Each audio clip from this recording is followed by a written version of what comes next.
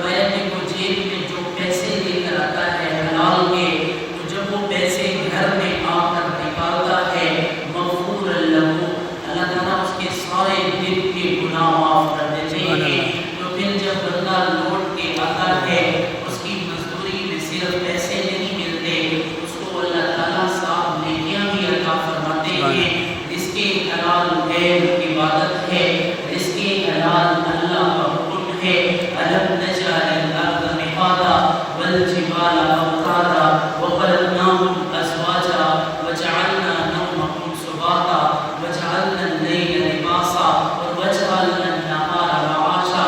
اے میرے بندوں، میں نے دن کو ذریعہ معاش بنایا ہے. حلال کھاؤ، حرام نہ کھاؤ، کسی کا حق نہ کھاؤ. جب حلال جسم میں ہوتا ہے، اعمال میں خوشبو ہوتی ہے. جب بندہ حرام کھاتا ہے، سب سے پہلا نقصان یہ ہوتا ہے کہ اس کی 7 نسلوں تک دعائیں قبول نہیں ہوتی. اس کی 7 نسلوں تک ان کی دعائیں قبول نہیں ہوتی. پھر جسم میں جب حرام کرنے والا جاتا ہے، وہ پورے وجود میں سرایت کر جاتا ہے.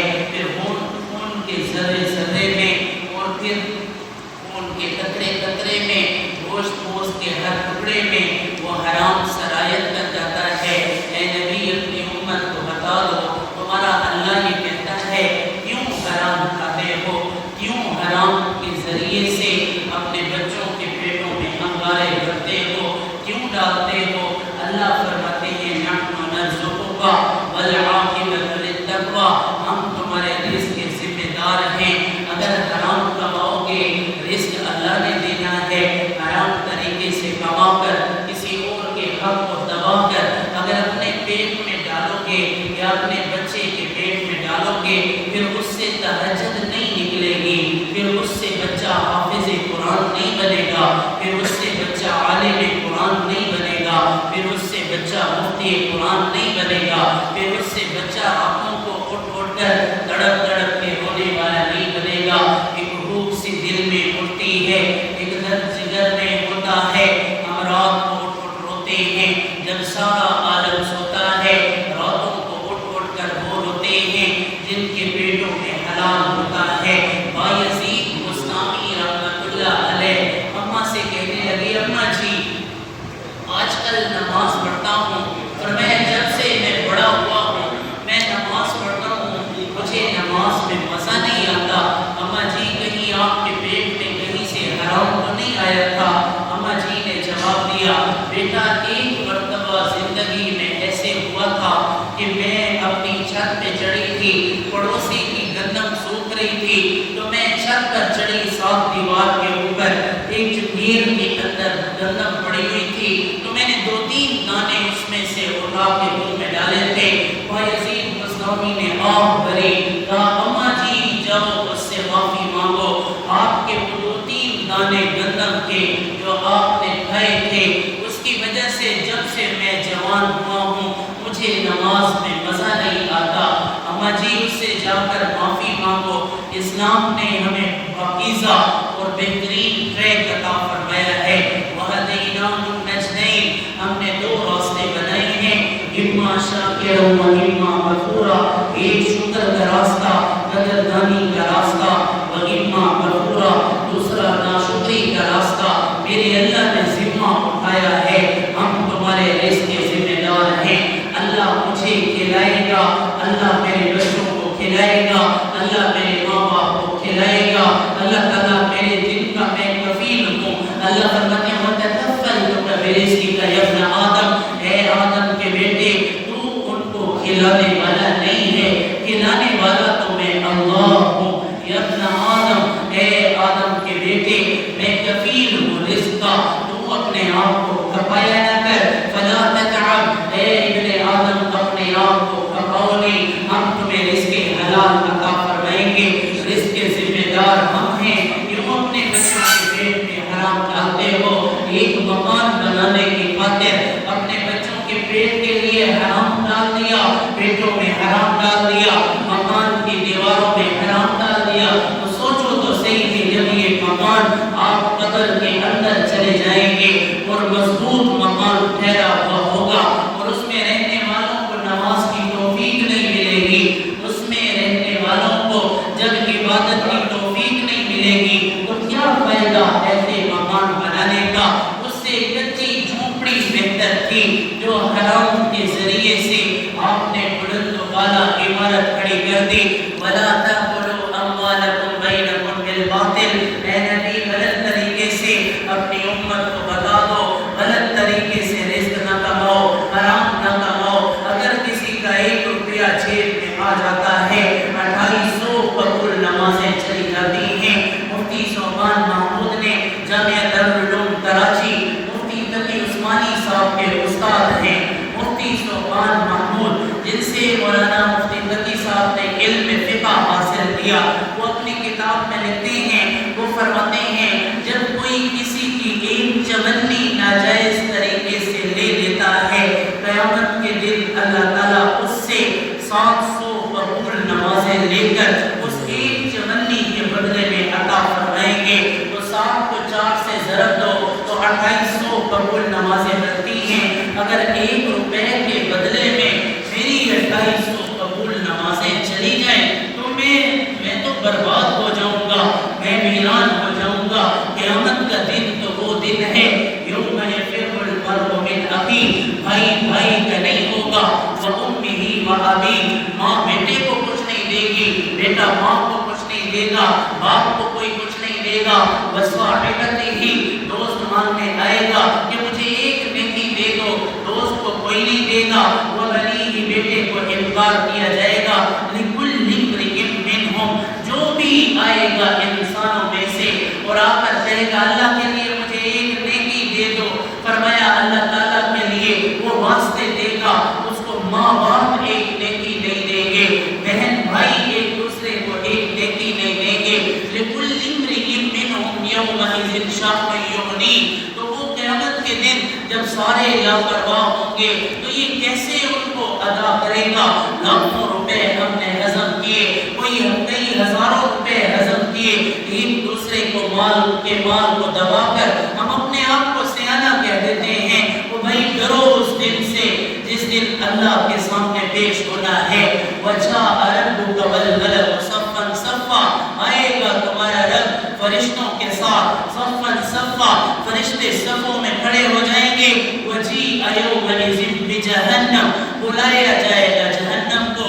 اللہ فرمائیں گے بتاؤ یا ایھا الناس کلوا مما فی الارض حلالا طیبا، میں نے تمہیں کہا تھا حلال طیب کھانے کے لیے، کیوں حرام کھایا تھا؟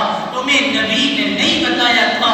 انس بن مالک رضی اللہ تعالی عنہ قسم اٹھا کر فرماتے ہیں اللہ کی قسم 1 روپیہ حرام کا کھا لو 40 دن تک نماز قبول نہیں ہوتی۔ وہ کیوں لمبے لمبے سجدے کرتے ہو، لمبی لمبی دعائیں، کیا فائدہ ان دعاؤں کا؟ پوچھا گیا ایک اللہ کے ولی سے کہ اس میں اعظم کیا ہوتا ہے، اس میں اعظم کیا ہوتا ہے؟ اس میں اعظم اللہ کا وہ نام ہوتا ہے، وہ کام ہوتا ہے جس کے کرنے کی وجہ سے یا جس کو پڑھنے کی وجہ سے اللہ تعالیٰ دعاؤں کو قبول فرماتے ہیں، بندے کو مستجاب الدعوات فرماتے ہیں۔ اس میں اعظم کی برکت کی وجہ سے ایک بزرگ سے پوچھا گیا اس میں اعظم کیا ہوتا ہے؟ انہوں نے جواب دیا اپنے پیٹ کو حرام سے بچا لو، تم نے اس میں اعظم حاصل کر لیا۔ یا رسول اللہ میری دعائیں قبول نہیں ہوتی، نبی جواب دیتے ہیں حرام کھانا چھوڑ دو، دعائیں قبول ہونا شروع ہو جائیں گی۔ کتنے لاکھوں لوگ جا کر بیت اللہ کے غلاف کو پکڑ کر تڑپ تڑپ کر رو کر 27 کی رات میں، لیلۃ القدر کی رات میں، حج و عمرہ کے اوقات میں، مبارک اوقات میں مینا کے اندر جمرات کرتے ہوئے، کبھی صفا مروہ میں دوڑ لگاتے ہوئے بیت اللہ کے غلاف کو پکڑ پکڑ کے رونے والوں کی دعاؤں کو اللہ کیوں رد کر رہا ہے؟ اللہ دعائیں کیوں قبول نہیں کر رہا؟ اللہ کے نبی فرماتے ہیں من ختم لہ قرآن فلہ دعوت مستجابہ، ختم قرآن کے موقع پر مانگی ہوئی دعاؤں کو اللہ رد نہیں فرماتے، لیکن پھر بھی دعائیں رد ہو رہی ہیں۔ کیوں ہو رہی ہیں؟ اس کی بڑی وجہ حرام ہے۔ ہم حرام میں پھنس چکے ہیں، ہمارا کھانا پینا حرام، اور جس کا ظاہراً حرام نہیں ہے وہ بھی کسی نہ کسی صورت میں اپنے مال میں حرام کو جمع کر رہا ہے۔ وہ بھائی اس لیے تو اللہ نے نہیں بھیجا تھا۔ یہ سود کے کاروبار، یہ سیونٹ اکاؤنٹ، یہ تو ان لوگوں کے لیے تھے جو اللہ کو مانتے نہیں ہیں۔ ہم تو اللہ کو مانتے بھی ہیں، اللہ کی مانتے بھی ہیں، ہم اللہ کو مانتے ہیں، اللہ کی مانتے ہیں، ہم نے قرآن پڑھا ہے، ایمان لایا ہے، آمنت باللہ و ملائکتہ و کتبہ و رسلہ والآخر والقدر خیرہ وشرہ من اللہ تعالی والبعث بعد الموت۔ اے اللہ وہ کھائیں گے جو تیرے نبی نے حلال کیا ہے، وہ نہیں کھائیں گے جو تیرے نبی نے حرام کیا ہے۔ اگر مارکیٹ میں 10 روپے بڑھتے ہیں تو جس دکاندار کے پاس پہلے سے مال پڑا ہوا ہوتا ہے وہ پہلے اسٹاک پر بھی 10 روپے بڑھا دیتا ہے۔ مارکیٹ کے ریٹ کو دیکھ کر اللہ کے بندے تیرے پاس تو پرانا مال پڑا ہوا تھا، تجھے تو اللہ کے نبی کا حکم ملا ہے، تیرا پیمانہ وہ ہے جو پچھلے ریٹ کے مطابق تھا، تم مارکیٹ کو دیکھ کر 10 روپے بڑھا رہا ہے، تجھے کیا ملے گا؟ تو کیوں غریبوں کو نوچنا چاہتا ہے؟ وہ اللہ کے لیے تو پرانے ریٹ پر سودا بیچ دے، اللہ تجھے اپنی طرف سے عطا فرمائیں گے۔ عثمان خیر آبادی رحمت اللہ علیہ ایک بڑے بزرگ گزرے ہیں، ان کی کریانے کی دکان تھی، لوگ سودا لینے کے لیے آتے تھے، وہ لوگوں سے کھوٹے سکے لے لیتے تھے اور سودا دے دیتے تھے۔ موت کا وقت آیا، جب ان کو پتہ چلا اب نہیں بچتا تو انہوں نے اپنے سرانے کے نیچے سے وہ ساری زندگی کی جمع پونجی جو کھوٹے سکے تھے اکٹھے کیے، جھولی میں ڈالے اور بیٹھ گئے۔ کہا اے اللہ میری موت کا وقت قریب ہے، تیرے بندوں کے میں کھوٹے سکے لے کر میں ان کو سودا دیتا رہا، میرے کھوٹے اعمال لے کر مجھے جنت دے دے۔ وہیں پر تھوڑی سی اونگ آئی، اللہ نے فرمایا عثمان تیرے لیے جنت کے دروازے کھلے۔ تو اللہ تعالیٰ نے حلال کا راستہ عطا فرمایا ہے، حرام کا راستہ ہمارے لیے نہیں ہے۔ کیوں ہم اپنے بھاؤ بڑھا دیتے ہیں؟ ہمارے یہاں تو جو پیٹرول پمپ کے اوپر ٹھہرا ہوتا ہے، آپ جا کر پیٹرول ڈلواتے ہیں، وہ غریب ہے، غریب تر ہے، جب وہ بھی پیٹرول ڈالتا ہے 5-10 روپے ہر بندے سے بےمانی کر کر کے، وہ 200-250 روپیہ سارے دن کا بچا کر جب گھر لے کر جاتا ہے تو اس غریب کی غربت کیسے ختم ہوگی؟ مثل الذین ينفقون اموالهم فی سبیل اللہ کمثل حبۃ انبتت 7 سنابل فی کل سنبلۃ 100 حبہ۔ میرے بندوں کو پیغام دے دو، تم جب حلال پر چلتے ہو، جب تم 1 روپیہ حلال کا استعمال کرتے ہو، اللہ 700 گنا زیادہ اجر عطا فرماتے ہیں۔ ہم تو آخرت کو لینے آئے تھے۔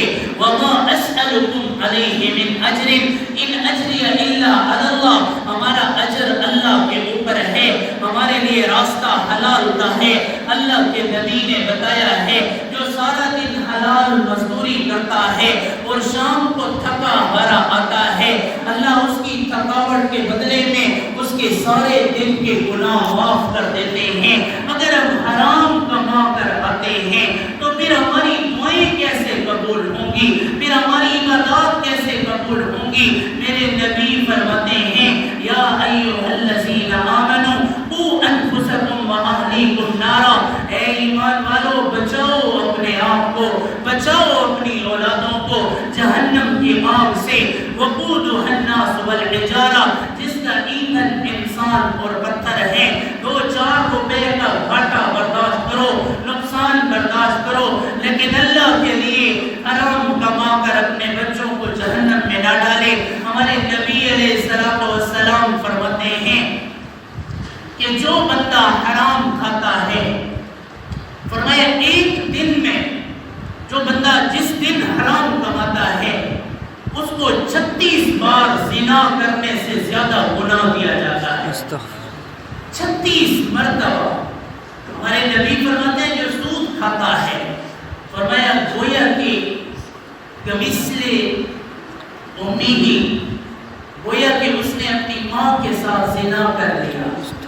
جو سود کھاتا ہے، ہماری تو ہر چیز 2 نمبر ہو چکی ہے۔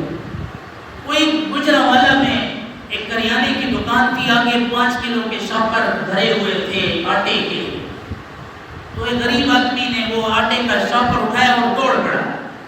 لوگ پیچھے پکڑو پکڑو چور ہے، پکڑا اس بوڑھے بزرگ کو، پکڑ کے وہیں پر پیٹنا شروع کر دیا۔ ہم جیسے کئی بہترین قسم کے جو صدقے زکوٰۃ سے جو بالکل دینے والے نہیں ہوتے وہ مارنے میں آگے ہوتے ہیں، لوگ اکٹھے ہوئے اسے لو اعلان کر دیا، مار مار کے تختہ نکال دیا، پولیس کو بھی بلا لیا کہ اس نے جی کریانے والی دکان سے چوری کی ہے۔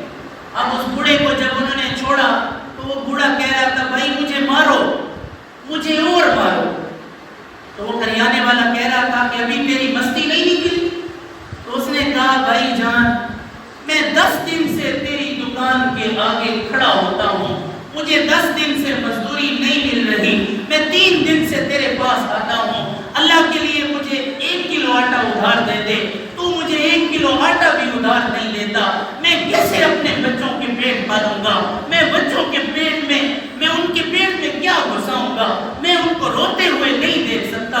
تمہاری مار منظور ہے، چوری چور کہلانا منظور ہے، لیکن میں اپنے بچوں کی بھوک برداشت نہیں کر سکتا۔ جب ہم نہیں دیتے تو پھر اس طرح تباہیاں ہوتی ہیں، مالدار ہو رہے ہیں، تباہیاں ہو رہی ہیں۔ آپ دیکھیں کیوں حکمران برے آتے ہیں؟ اعمالکم اموالکم، بخاری شریف کی حدیث ہے تمہارے اعمال برے ہوتے ہیں تو حکمران برے ہوتے ہیں، اعمال ٹھیک ہوں گے حکمران اچھے ہوں گے۔ مہنگائی کیوں ہوتی ہے؟ نبی کریم صلی اللہ علیہ وسلم نے فرمایا بیت اللہ کی چھت پر روزانہ ایک فرشتہ اترتا ہے اور اس کے ہاتھ میں منڈیوں کی ریٹ لسٹ ہوتی ہے، وہ بیت اللہ کی چھت پر اتر کر پوری دنیا کی منڈیوں میں وہ ریٹ لسٹ وہ شائع کرتا ہے، پھر اسی کے مطابق پوری دنیا کی منڈیوں میں سودے ہوتے ہیں۔ جب میرے اعمال برے پہنچتے ہیں تو اگلے دن اللہ تعالیٰ کیسے میرے لیے رعایت کے فیصلے فرمائیں گے؟ اعمال برے ہوتے ہیں، اور جب بندہ اپنے آپ کو ٹھیک کرتا ہے پورا ماحول ٹھیک ہو جاتا ہے، اپنے آپ کو ٹھیک کرنے سے پورا ماحول ٹھیک ہو جاتا ہے۔ اللہ کے نبی فرماتے ہیں جو حرام کھاتا ہے، فرمایا قیامت کے دن اللہ تعالیٰ سب کی بخشش فرمائیں گے، اس کی بخشش نہیں فرمائیں گے، چاہے وہ شہید ہی کیوں نہ ہو جائے۔ حدیث پاک میں ہے یغفر الشہید کل ذنوب، اللہ شہید کے سارے گناہ معاف کرے گا الا الدین، سوائے حقوق العباد کے، جس سے آپ نے چوری کی، آپ نے حق مارا ہے۔ حق العبد واجب، جو بندے کا حق ہے یہ واجب ہے۔ جب ہم کسی کے جیب سے ناحق روپیہ کھینچتے ہیں تو اللہ تعالیٰ ہمارے جیب سے بھی ناحق نکالتے ہیں۔ جو ناحق آتا ہے وہ پھر نکلتا ہے۔ جتنے لوگ کثرت سے حرام کھانے والے ہیں ان کے گھروں میں بیماریوں کو دیکھیں، ان کی تکلیفوں اور مصیبتوں کو دیکھیں، تو بھائی جب پتہ ہے کہ وہ نکلتا ہے جسم سے پھر کیوں کھاتے ہیں؟ ہمیں پتہ ہے نکلنا ہے۔ ثم یجزاہ الجزاء الاوفیٰ، قرآن مجید کہہ رہا ہے ثم یجزاہ الجزاء الاوفیٰ، قرآن مجید کہتے ہیں هل جزاء الاحسان الا الاحسان، بھلائی کا بدلہ بھلائی میں نکلے گا، برائی کا بدلہ برائی میں نکلے گا۔ جو ہو گیا سو ہو گیا، اللہ تعالیٰ نے قانون دیا کہ جو ہو گیا سو ہو گیا، اب آئندہ کے لیے جو کیا ہے اس پر نادم ہو جاؤ، اپنے حق ادا کرو، تمہاری بیماریاں خود ختم ہو جائے گی۔ میں جیب میں حرام کے پیسے بھر کے لے آتا ہوں، جب میں گھر میں تشریف لاتا ہوں سب سے پہلے میرے بچے بیمار ہوتے ہیں، میں خود بیمار ہوتا ہوں، پھر وہ پیسے ڈاکٹروں میں دوائیوں میں وہ میں بانٹتا ہوا تقسیم کرتا ہوا پھرتا ہوں، اور پھر پورے کا پورا معاشرہ میری سوسائٹی کا ہر کونا تباہ ہو چور ہے۔ چوری کیوں کر رہا ہے؟ معاشرے سے چوری ختم کیسے ہوگی؟ اس کے لیے یہ ہے کہ بھئی مولانا طارق جمیل صاحب فرماتے ہیں اگر صرف پاکستان کے لوگ زکوٰۃ دینا شروع ہو جائیں تو پوری دنیا کے مسلمانوں سے غربت ختم ہو جائے گی۔ صرف پاکستان کے لوگ زکوٰۃ دینا شروع کر دیں۔ اب ڈاکٹر کے پاس جو دوائیاں آ رہی ہیں وہ بھی کمیشن پر، دوائی اچھی ہے یا نہیں ہے، اثر کرے یا نہ کرے، کمیشن زندہ باد۔ ڈاکٹر بھی کمیشن لے رہا ہے، آگے کمیشن چل رہی ہے۔ جب یہ کمیشن پر سودے ہو رہے ہیں اور جو اس میں شامل ہے وہ سارے کے سارے حرام کھا رہے ہیں، حرام کما رہے ہیں، بھائی صاحب نوکری نہیں لگتی، بھائی بھاڑ میں جائے نوکری۔ مفتی تقی عثمانی صاحب کے پاس ایک بندہ آیا، کہا کہ میرے پاس ایک نوکری ہے، اس میں رزق حرام کا ملوث ہے، اگر میں وہ نوکری نہیں کرتا تو میرے پاس اور نوکری نہیں۔ حضرت نے کہا کہ اسے چھوڑ دو، اللہ تعالیٰ پر آسرا کرو، اللہ تعالیٰ دے دے گا۔ پر میں 1 مہینے کے بعد آیا تو کہا کہ مجھے حلال کی نوکری ملی اور اس سے اللہ نے تنخواہ بھی 3 گنا زیادہ عطا فرمایا. توکل کرے من یتوکل علی اللہ فهو حسبہ. اللہ نے بلایا تو نہیں ہے, ہم کس کے ذمہ ہیں؟ اللہ کے ذمہ ہیں جی. ہم اللہ کے ذمہ ہیں, ہمارا ایمان ہے, ہمارا یقین ہے, ہم اللہ کے ذمہ ہیں. جب ہم اللہ کے ذمہ ہیں, یا ابن آدم نحن نرزقک فلا تتعب. دوسری حدیث یا ابن آدم, اللہ فرماتے ہیں نحن نرزقک والعاقبۃ للتقوی. یا ابن آدم نحن نکفلتک برزقک. تیسری حدیث اللہ کے نبی فرما رہے ہیں کہ ہم تمہاری روزی کے ذمہ دار ہیں. حرام نہ کماؤ, تمہارے بچوں کا پیٹ میں پالوں گا. حرام نہ کماؤ, تمہیں میں کھلاؤں گا. حرام نہ کماؤ. اگر تم حرام کماؤ گے پھر گزارا نہیں ہوگا. یہ مسجدوں کے مولوی 2500 3000 4000 تنخواہ ہوتی ہے, سفید کپڑے ہوتے ہیں, سر پہ بہترین کپڑی ہوتی ہے, اور ٹوٹل تنخواہ 2500 3000 روپے. وہ کس طرح گزارا کرتے ہیں سفید کپڑوں میں, وہ کیسے گھومتے ہیں؟ اس لیے کہ وہ حلال کھاتے ہیں. اللہ کے نبی فرماتے ہیں, بخاری شریف میں 17 حدیثیں ہیں, اللہ کے نبی فرماتے ہیں سب سے بہترین اور برکت والا رزق قرآن مجید کا رزق ہے. وہ رزق جو قرآن مجید کے بدلے میں ملتا ہے, فرمایا وہ سب سے بہترین رزق ہے. جب اللہ تعالیٰ نے بہترین رزق ان کو عطا فرمایا تو پھر ان کے اوپر کسی قسم کی تکلیف نہیں ہے, بیماریاں بھی ان میں کم ہوتی ہیں, اور پھر گھریلو لڑائی جھگڑے بھی ان لوگوں کے کم ہوتے ہیں, ان کے خاندانوں میں طلاقیں بھی بہت کم ہوتی ہیں. ہم میں ہر ایک سے دوسرا خاندان ڈائیورس سے بھرا ہوا ہے. ڈائیورس ہو رہی ہے, کیوں ہو رہی ہے؟ رزق کے طریقے غلط ہیں. ہم میں جو پانی آ رہا ہے, وہ جو اوپر ٹوٹی سے پانی آ رہا ہے نا جی, وہ اصل میں خراب ہے. جو اندر قطرے جا رہے ہیں وہ خراب ہیں. اگر وہ قطرے ٹھیک ہو جائیں گے تو پورے کا پورا وجود اللہ کا غلام بن جائے گا. پھر آدمی اللہ کا خلیفہ بنے گا, نبی علیہ السلام کا نائب اور قرآن پاک کا وارث بنے گا. آپ صلی اللہ علیہ وسلم نے فرمایا عبید, حضور کے باورچی کا نام تھا عبید, آپ نے فرمایا عبید مجھے بکرے کی ران کھلاؤ. آپ صلی اللہ علیہ وسلم نے بھنا ہوا گوشت کبھی نہیں کھایا, اور آپ کو بکرے کی دستی جو ٹانگیں تھیں آپ علیہ السلام کو بڑی پسند تھی.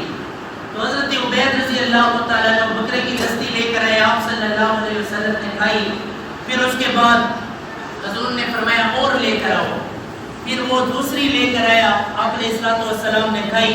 پھر آپ نے فرمایا اور لے کر آؤ. کہا یا رسول اللہ بکرے کی 2 دستیاں ہوتی ہیں. آپ علیہ السلام نے کہا اے عبید اللہ تیرا بھلا کرے, اگر میں مانگتا رہتا اور تو لاتا رہتا, اللہ کی قسم قیامت تک نہ بکرے کی دستیاں ختم ہوتی اور نہ میرا کھانا ختم ہوتا. اللہ دیتا رہتا. پھر حضرت علی کا ایک زمانہ آیا, کچھ لوگ آئے یا رسول اللہ بھوکے ہیں, کچھ کھلائیے. آپ علیہ السلام نے فرمایا علی جاؤ درخت سے کہہ دو, کھجور کے درخت سے کہہ دو کہ تازہ کھجور دے دو. اب سردیوں کا موسم ہے, سردیوں میں تازہ کھجور کدھر سے آئے؟ علی جاؤ درخت کو محمد کا پیغام دے دو کہ تازہ کھجور دے دو, میرے مہمان آئے ہیں.